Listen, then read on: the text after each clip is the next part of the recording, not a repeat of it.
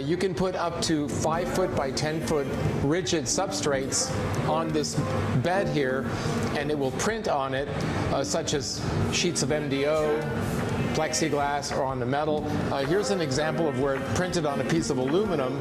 So it's super high resolution image. And so typically when you're at the airport and you're walking through and you see all those poster boxes that light up, that's how they do this. Not only is it very expensive, but it has to be in a climate controlled environment. So we actually had to build this room around it. It has its own standalone air conditioning system. So that's quite an investment and only worth it if you're really cranking out a lot of product.